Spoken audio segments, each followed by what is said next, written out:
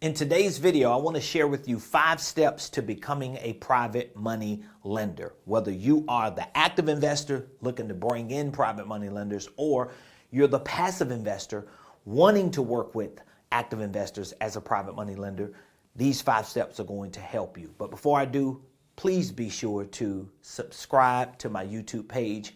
I would really appreciate it. If you've already subscribed, thank you so much.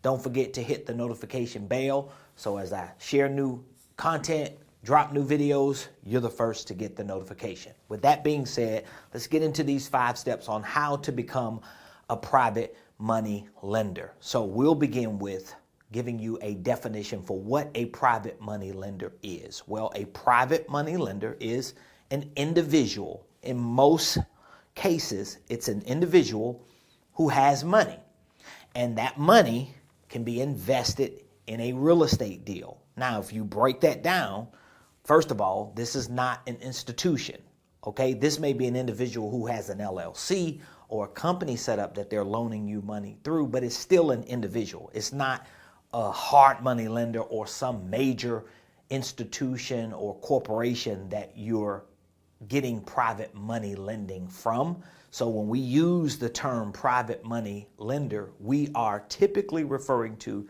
the individual, whether they have an LLC set up or not, but the individual who has money that they can invest in a real estate deal. Now, most private money lenders are either using money that they have sitting in a checking account, a savings account, a retirement account, a money market account, or maybe they have a small business that's generating a lot of free cash flow that they're using to invest as private money lenders. But this is a peer-to-peer transaction. You, as an active real estate investor, working with someone who's, in this case, a passive real estate investor, and they're investing in the deal through the vehicle of private money lending. So that's what we describe as a private money lender, okay? Now, if you're the active investor looking to bring in passive investors as private money lenders, this is not going to be the same as a syndication or a crowd fund. This is going to be a deal by deal transactional relationship that you have with the individuals who you are considering to be private money lenders. When you start pooling the resources of multiple people, you're moving towards the syndications and the crowd funds, which require SEC, Securities and Exchange Commission, documents, lawyers, and things outside of what you can do with your private money lenders. And we'll get into some of the details, but let's begin with the 5 steps on how to become one of these private money lenders. And this is something you can explain to individuals if you're an active real estate investor. I do it all the time, okay? I'm not an expert in law. I'm not an expert in taxes, okay? I'm not an attorney or a tax strategist or nothing remotely close to them. I'm a real estate investor. I'm an entrepreneur who loves real estate investing, and I want to do deals. And I know in order for me to do deals, I have to have money to do deals. And when I don't have enough money, I have to deploy the money and the resources of other people. And in most cases, it's going to be from private money lenders, people that I personally or privately know who have the money and the resources to invest in deals that I find and that I acquire. So here are the 5 steps to becoming a private money lender. Step 1 is the knowledge. This is the first step to becoming a private money lender. You got to get in the know. You have to educate yourself. And if you're the active investor, let's make sure we're clear. If you're the active investor soliciting private money lenders, you should assume a professional and a fiduciary responsibility to make sure that they are knowledgeable about what they're doing. It is important for private money lenders or potential private money lenders to gain knowledge on what that process looks like from beginning to the end, okay? It's very important to understand all the logistics, all the nuances, all the ins and outs, because a confused mind is automatically going to say no.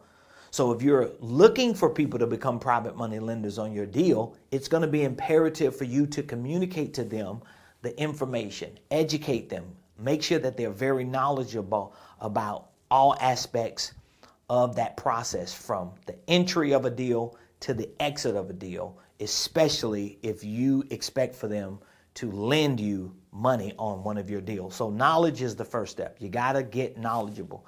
Number 2 is relationships. We always hear this in business, generally speaking. People will do business with other people they know, like, and trust. Okay? So let's write that down. Know, like, trust. Matter of fact, I'll back up a little bit and I'll just put EDU, education. We want to educate people from the exit, or entry all the way to the exit. We want them to understand how this whole deal plays out. Number 2, relationship. This is the second step in becoming a private money lender.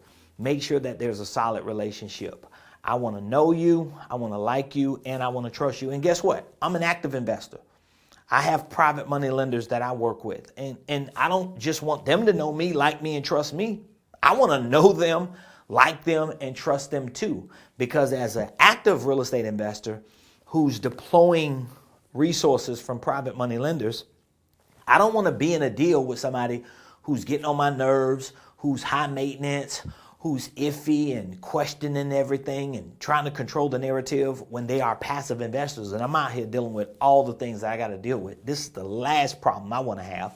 That's why I want to make sure that they're knowledgeable.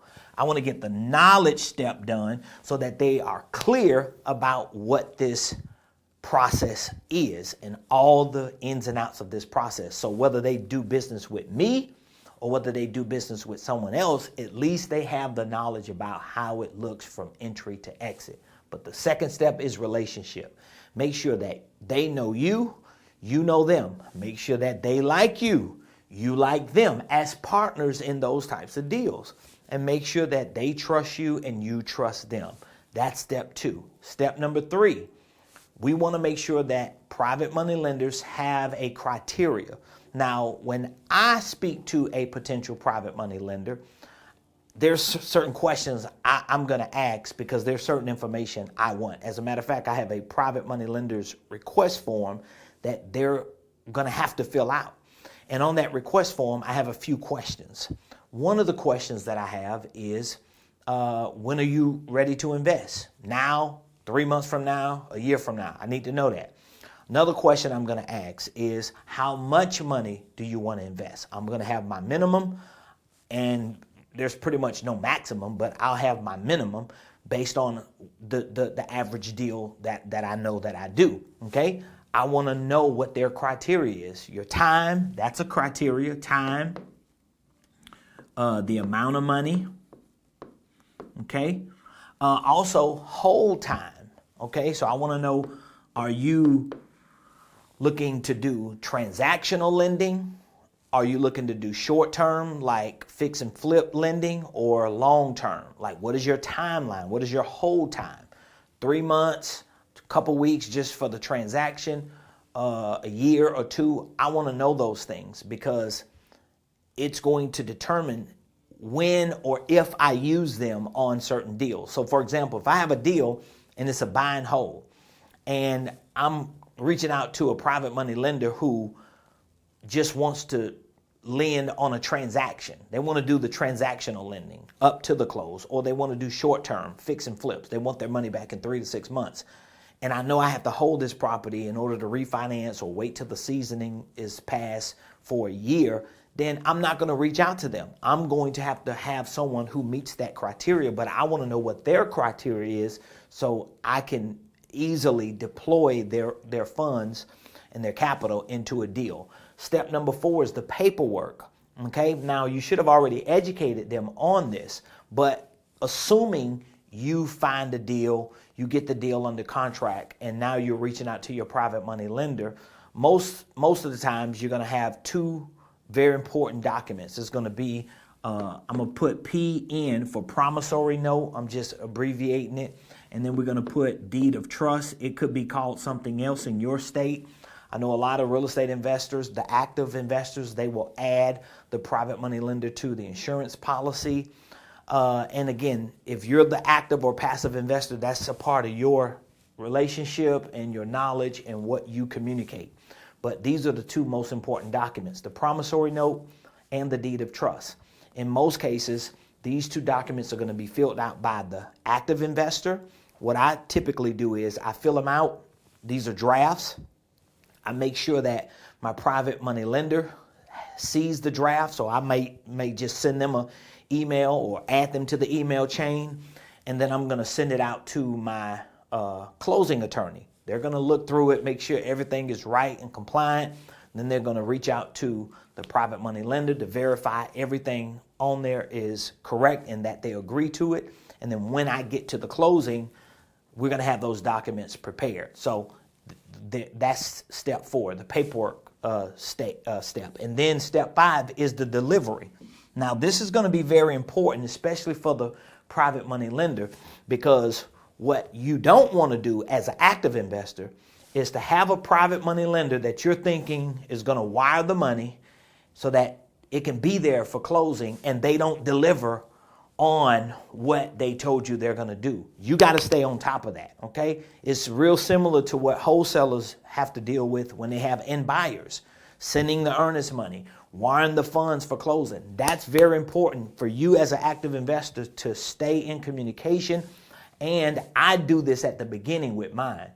When I'm educating them on how I invest in real estate and the nature of the type of real estate deals that I do, I educate them off the bat that, listen, when I reach out to you, I need you to be prepared to wire the money the next day, even though it won't be the next day most times, but I need you to mentally be prepared to wire that money the next day, because I don't need to be dragging and you on the other side of the world and you like, well, it's not the right time and I told you I'll do it. And you see, I have your criteria. You told me you're willing. This is how much you have. I'm reaching out to you. This particular deal meets your criteria. And if they don't follow through, I take them off my list. I'm not doing business with you, because it will be the same way if you don't deliver on yours. So the delivery is important. Of course, they have to deliver to get you across the finish line at closing.